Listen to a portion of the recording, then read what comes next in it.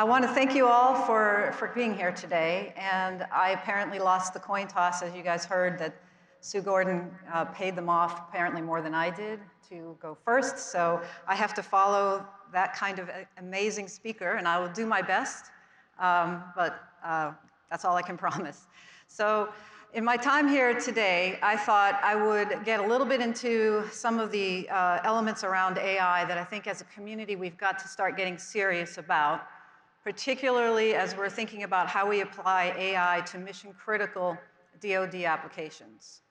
And what I'm going to say today is not going to be very surprising to any of you in the community who have been working in this domain for some time. It's not going to be particularly revelatory. However, sometimes it really helps to be explicit in the things that we're facing, the challenges that we have to deal with. Otherwise, we tend to fall back into the trap of doing what we know how to do. Or as the old joke goes, looking for the keys under the lamppost because that's where the light is. So we've got to push ourselves, and in order to do that, we've got to be very explicit about what it is we need to address to really realize the power that AI offers to us as a community. So if I go to the next slide, there we go.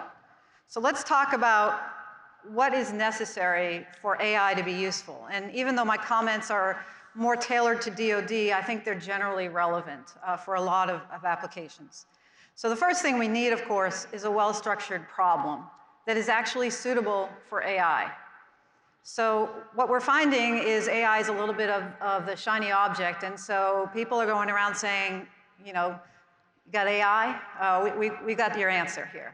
And sometimes we fall in that hammer looking for a nail problem or a trap that we fall into because we think we have the solution because we've got the latest shiny tool. So we have to be careful and recognize that not every problem is well suited for AI. So we've got to be really honest about that. And of course, that requires really digging into understanding the problem that you're trying to solve, spending quality time with the end users who are currently addressing that problem to make sure you really understand it. So Sue Gordon mentioned earlier that we're really good about describing problems and we leave the hard part about solving them to others, but I would actually say that sometimes we're not very good about describing problems either. It's really worthwhile to take the time to formulate the problem you're trying to solve. And I find myself in many, many meetings with people who are pitching ideas or pitching programs. I have to ask them, what problem are you trying to solve? So that's something that should be at the core of everybody when you're starting to think about what you want to do with your tools and techniques. Now, if you've decided that AI is really the appropriate approach to solving the problem, you also have to ask yourself, have I worked with the end users to really determine what kind of AI-ready data I can generate with them? Is it really possible to generate the type of AI data that I'm going to need for the algorithms I want to employ? And of course, this leads to the second bullet that I have on the slide, which is all about data. So obviously, for those of us who've been working in this domain for a while, machine learning being the primary part around AI in these days, adequate amounts of data that have been properly curated for your intended problem are absolutely critical. And people talk a lot about data and data labeling, data curation, but it's important to keep in mind that if you have a well-labeled data set for your problem, it may not be appropriate for another problem. So for those of you who work in this space, you're well aware of the fact that data has to be curated so that it can be properly ingested by your algorithm and your framework. And then at the same time, of course, you have to be able to get enough of that data that is actually representative of the user's intentions. So data requirements are actually met with a couple of very challenging constraints, both from the algorithm side and from the end user side. And this is something that takes a lot of effort, and I think those of us who have been working in this domain for a while fully recognize that. The third point that I like to make, and this is not just for AI, but it's something that we're seeing that really needs to be emphasized here, is that you need to have an appropriate and well-defined set of metrics by which you will measure your progress. And the first step, of course, in this is saying, well, if I understand my problem really well, let me make sure I'm defining metrics that are appropriate to the problem. So the example that is often given that I think is illustrative is if you're developing a search algorithm that is able to go through large amounts of imagery data, and it's able to, for example, search out a particular object of interest, if your primary goal is to make sure that every object that comes back to you has that object of interest, then you're going to weight precision. So to be concrete about it, if I've developed a search algorithm for cats, and every image that comes back has a cat in it, then I'm satisfied. That's called high precision. And I may be willing to sacrifice recall in that regard. In other words, I may not have gotten every image that has a cat in it, but that's okay, as long as every image I got back has a cat in it. Well, consider instead that you have a database of a geographic area with lots of images, and what you're really looking for are missile launchers. In that case, I really don't want to miss any of the images that have missile launchers in them, and I may be more than willing to accept false alarms, things that aren't missile launchers, because I do not want to risk missing the image that has a missile launcher in it. And that's high recall. And so in that case, you're willing to sacrifice precision in order to achieve very high recall. These are the kinds of things you have to think about ahead of time when you're defining the metrics by which you're going to improve and optimize your algorithms, because an algorithm that's optimized against one set of metrics for one application may not do so well in your application. The other thing it's very important to emphasize, and that we're seeing some shortcuts being taken, and I think it's going to cause problems when you talk about tech transition, is the effort that is required to baseline your current performance. So what is the current performance against the metrics that you've decided are appropriate to your problem? Now, a lot of times people will say, well, I've talked to the users, and they've just told me that as long as they can do better than they're doing today, they'll be happy to use my technology. Don't believe that. Because at the end of the day, they have to be able to justify the cost of implementing your technology. And they'll be more than happy to encourage you to spend your own money solving their problem. They'll also be usually happy to fund you with a little bit of money for a pilot.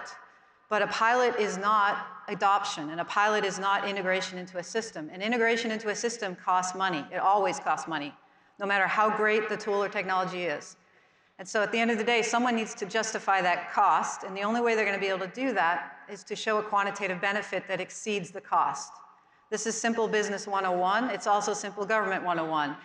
There is always a cost, and the only way you're going to really sell the people that have the purse that it is worth investing in the integration and scale-up of your technology is if you can demonstrably indicate through quantitative means the benefit you are going to provide.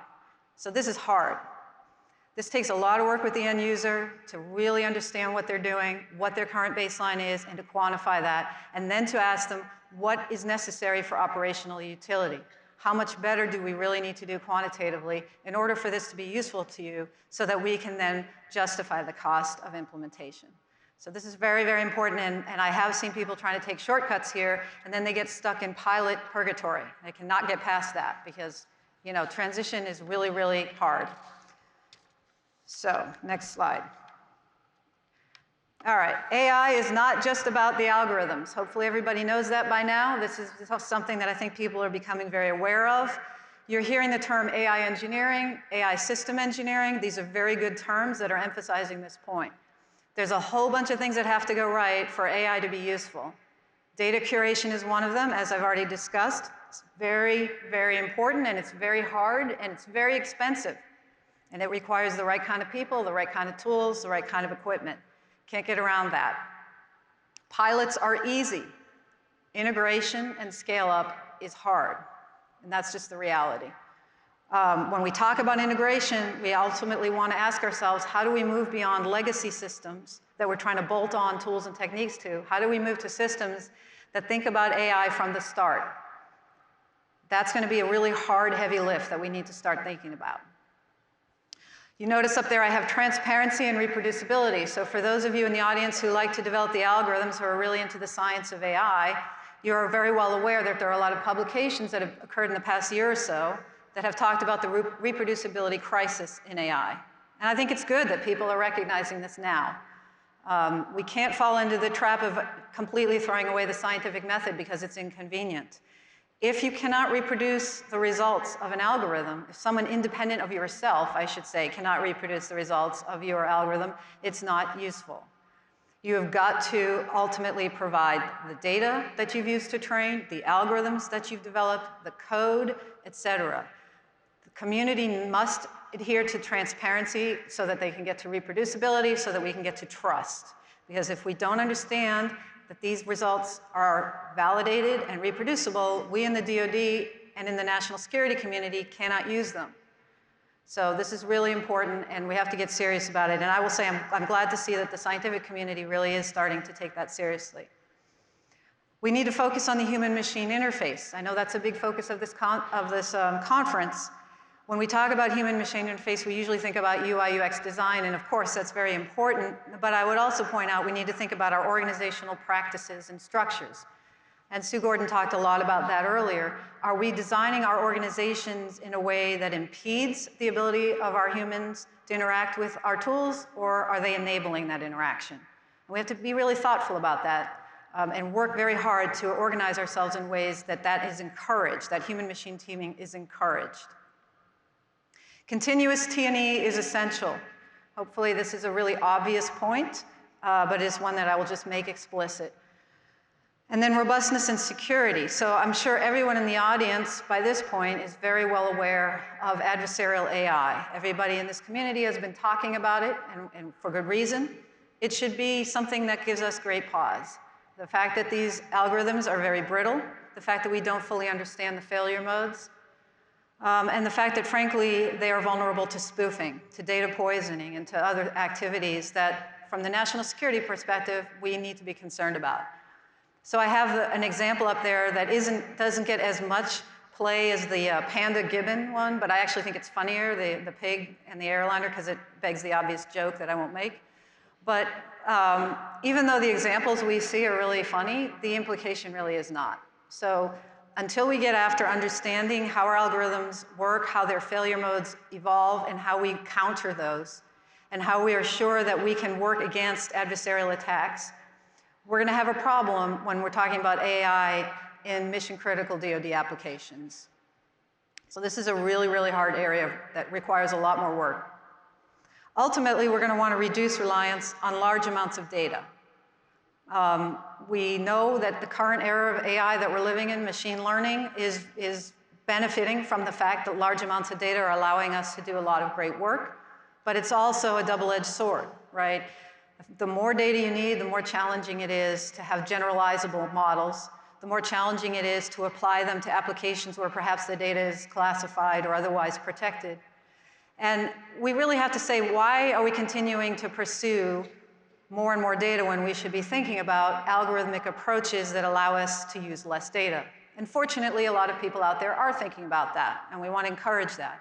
An example is hybrid models, and when I say hybrid models, I mean people who are saying, hey, why can't we take the best of both worlds, the rule-based approaches and the physics-based approaches, and integrate them into the neural net approaches and see if we can get results that require less data and that are more robust. It's an open question, and it's one that I hope that the community will continue to push on. And then in the context of GEOINT, I would point out that we have to move beyond image processing, and what I mean by that is we in the GEOINT community have enjoyed a significant amount of success with algorithms and architectures that essentially derived a lot of benefit from things like ImageNet. So the early real successes that we saw were focused on processing imagery, EO data in particular, and that's great. But we shouldn't keep using that hammer when we realize that we have other forms of data that really don't need to be converted into imagery in order to be processed by AI algorithms, nor should we. So radar would be an example of that. Converting radar data into imagery makes a lot of sense when human analysts are going to be looking at the data. It doesn't make sense when you're just going to be putting it into a machine to interpret the data. So we need to be more thoughtful about how we design algorithms that are tailored, again, for the data that we are collecting. And this gets back to my earlier point. The other point I would make is we have to get real about data fusion. A lot of people will claim they've got algorithms that are great at data fusion. I've heard about data fusion being a solved problem in my entire career since I was this high in this community. So that's been many years. And yet when you push on what people are actually claiming, you find that they're making a lot of assumptions. Most notable is people are under the assumption that if I have one sensor collecting data, then 2 sensors is better than 1. 3 sensors is better than 2, and so on and so forth.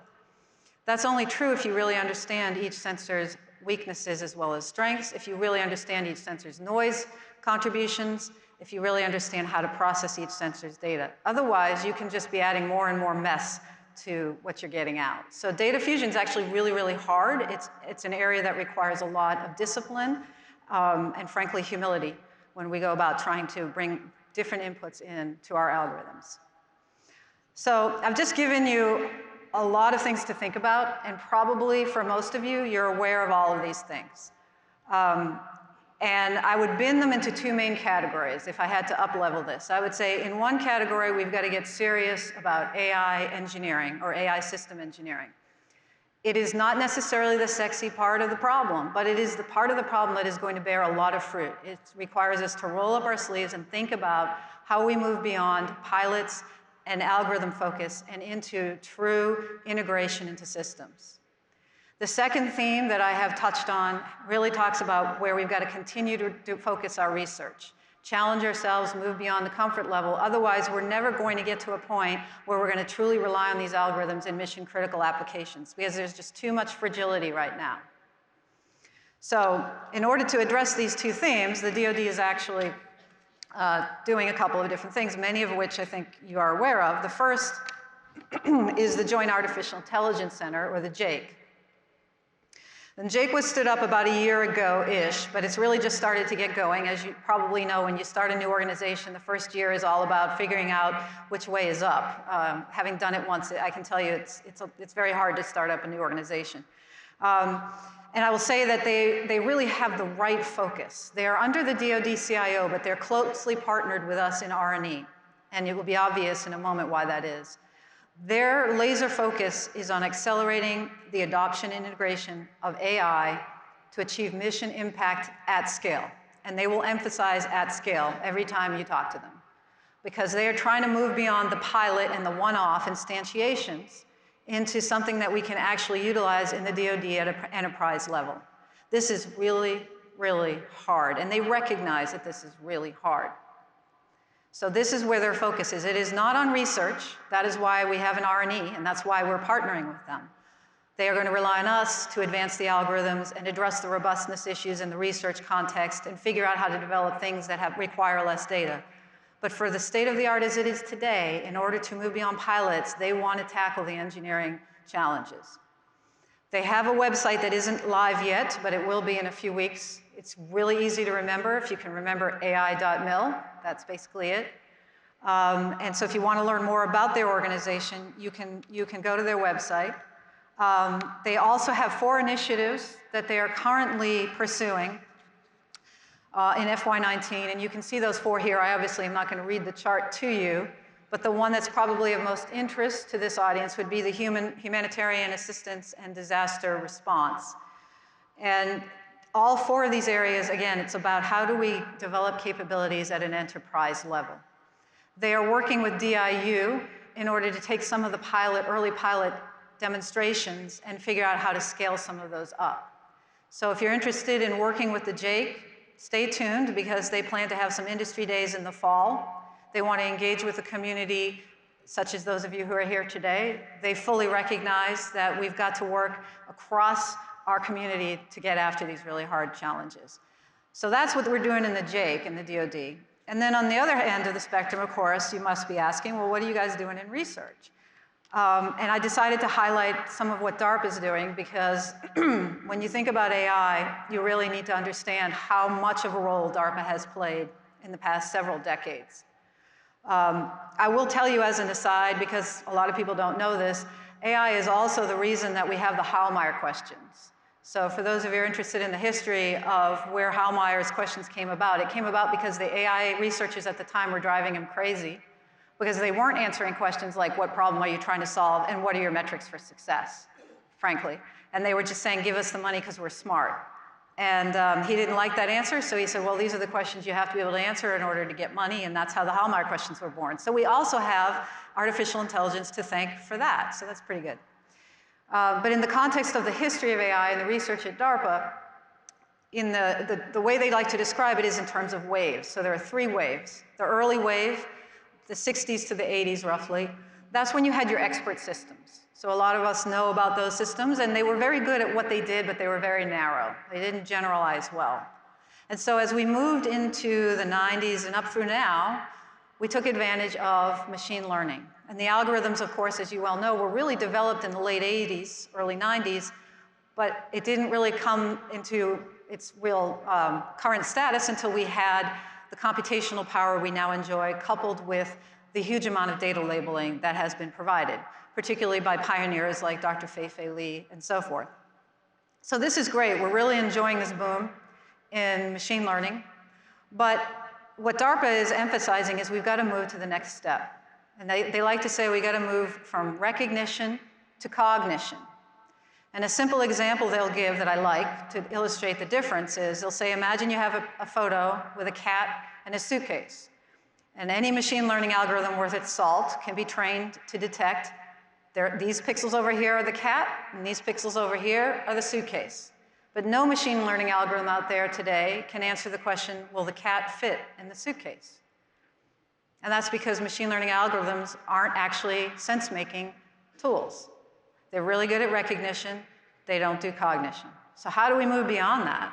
This is a really hard problem. By the way, it's not a new problem. This is what people have wanted to do since the birth of computers. They've wanted to figure out how to make computers think. So the word artificial intelligence is a word that's a little bit of a misnomer, of course, because there's nothing very intelligent about today's AI tools. But we'd like to figure out how to get more intelligence into those tools, and we want to be able to do that smartly by leveraging what we're learning about today's tools, trying to make them better, and trying to figure out how to introduce some common sense reasoning into them. There are several focus areas at DARPA going on, things like explainable AI, so we can try to move beyond the, quote, black box instantiations and really understand what's driving the outputs that we get, and things like understanding how we counter manipulation, and I'll get more into that in just a second. But if we're successful and we can push into more common sense reasoning, then you can imagine that this is where we really achieve nirvana as far as human-machine teaming goes. Because now we're talking about facilitating real collaboration to have better decision-making in complex and time-critical environments. And when we have a variety of information that is contradictory, sparse, complex, and so forth, the ability to team humans and machines in decision-making can be very powerful.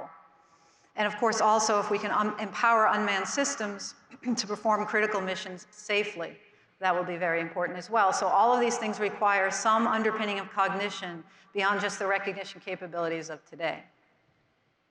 I'll give you one example of a DARPA program because I think this audience will enjoy it. I think some of you may even be participants. I'm not sure who's here today, but this program has been going on for a while. It ends next year, I believe, and the NGA is the transition partner for this effort. And this is all about how do you address the fact that we have imagery and videos and so forth that can be manipulated. The term deep fakes is often used. We all know the GAN algorithms. We've seen the pictures of how amazingly impressive those pictures look of people that are fake and images that are fake. So there was a panel discussion yesterday that Sean Roach led, and they talked about this a little bit, and I think they correctly pointed out that perhaps AI is the way we're going to counter AI, and it's going to be one of these, iterative things. But I think there's opportunities here when we apply some physics-based methods to assessing the imagery, rather than just taking what we're looking at without actually thinking about what we're looking at. So Metaphor is doing that. They're looking at physics-based approaches, semantic approaches, and other things to say, can we figure out if things are real or fake? And they've demonstrated some very impressive results. And so I invite you to learn more about that if you are interested. So, one more point I would like to make about DARPA, because I know many of you are interested to say, how do I work with DARPA? How do I get in on all this exciting research? For those of you who are not aware, DARPA has announced, and they announced it last fall actually, $2 billion over the next 5 years focused on AI and what they call the AI Next campaign. DARPA has over 250 programs at any given time, and about a third of those today touch on AI in some form or fashion.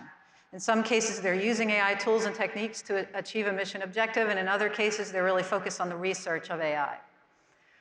So you should be tracking what DARPA is doing if you're in this domain, because they're always going to have new opportunities available to you in the next 5 years, and probably more, because as I've said, DARPA has been serving as a foundational source of investment for decades in this area. The other thing that's worth noting on here is the AI exploration part of AI Next. This is pretty cool. What they're basically doing is they're identifying topics of interest that they want to see if we can do a sprint on, or yeah, we'll use the term sprint.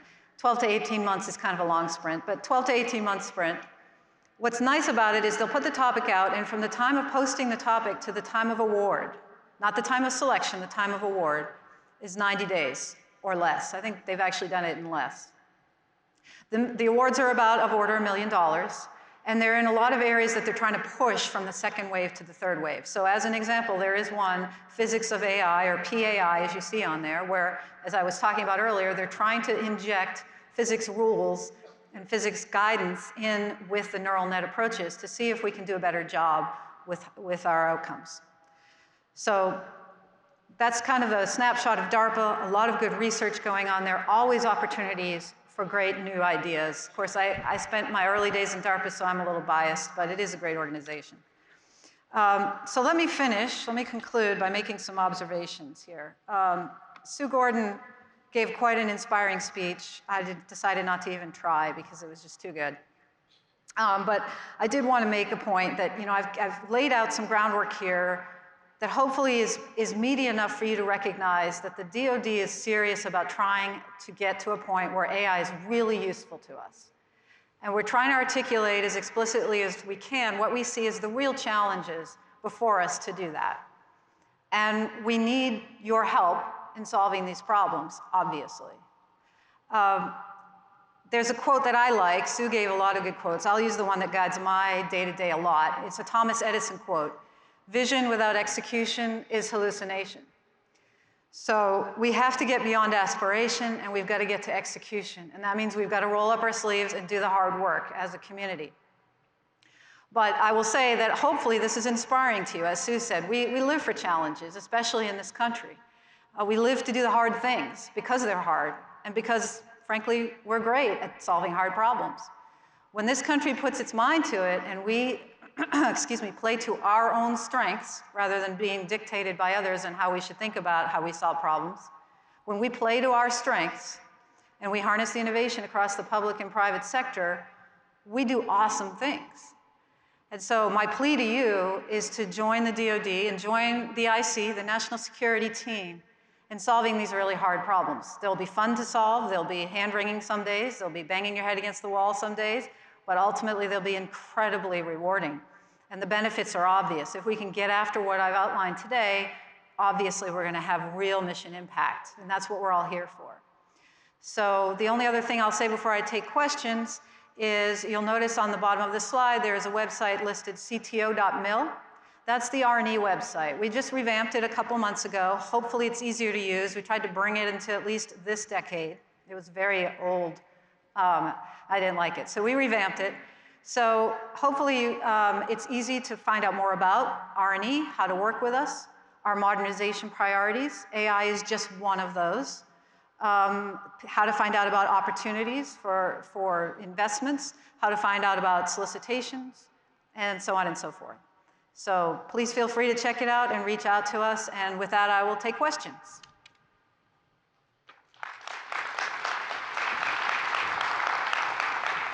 Thank you, ma'am. So the tyranny of schedule is going to conspire against us a little bit, Lisa. So I'm going to throw you one, and we'll see how we can do. Many are calling AI a new arms race and would suggest that we are already losing. What would your reaction be to that? So that's a really good question. I'm going to riff a little bit on what Sue Gordon was alluding to earlier. She was talking about how we have to be careful not to oversimplify how we approach complex problems. And I couldn't agree more with that. And one of the concerns I have, generally speaking, is this over-obsession with a simplified analogy of a race. We're in a race with country X and technology Y. The problem with the term race, to me, is that it implies there is a finish line. But there is no finish line. When you think in terms of a finish line, you set a goal for yourself that says, by year X, I'm going to be ahead of this country. Okay, so maybe you put regulations and policies in place that ensure that you're ahead of that country by that point. But then what happens after that? Are those regulations and policies actually helping you or hurting you? So we have to think long game here. We shouldn't be thinking about a race. We should be just thinking about how we're always ahead. We're always the country that everyone else is chasing. So I don't actually worry about us being ahead because I think we always will be as long as we play to our strengths. And that's what we really have to make sure we're doing. We're not playing according to someone else's rules. We're doing what we do the best in the United States. And that includes the innovation, the entrepreneurship. It also includes, by the way, recognition of intellectual property and the rule of law. And those who will cheat and steal from us will never win as long as we play to our strengths. Lisa, thank you for your in-depth presentation. Thank you for sharing your perspective with us. No one can have the view that you have. Ladies and gentlemen, Lisa Porter. Thank you.